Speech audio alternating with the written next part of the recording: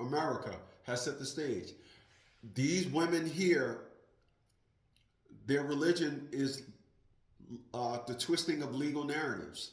That's the women in America. When Lenny Kravitz made the song American Woman, and he said, get away from me, American woman, just let me be. You know, they all of them are expert at the legal process to destroy you. Right quick, I had a woman tell me she wanted a prenup. Now, she was on the beneficiary of her grandmother if anything happened. Now, she lived in Cleveland. Anybody that knows Cleveland know you can go in Cleveland and get a house for $50,000, for $40,000. You can get out of here. I had a house in the Poconos, 25-foot high ceilings, open floor plan sitting on 2 acres. But this woman that owned a $40,000 house telling me, retired military, $300,000 house in the Poconos, 2 acres.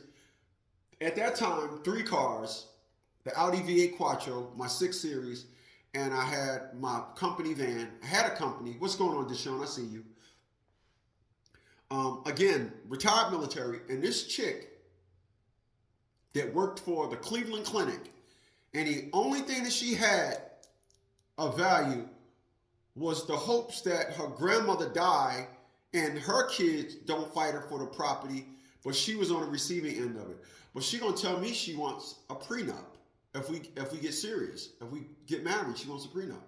So I said, okay. Now I'm gonna tell you what I learned when creatures talk, don't ever respond to them in the moment. Wait a week. Because when a creature tell you something, they got their rebuttal to you already along with it. After a week, they done forgot about their rebuttal and they done went back down to the normal perspective on things.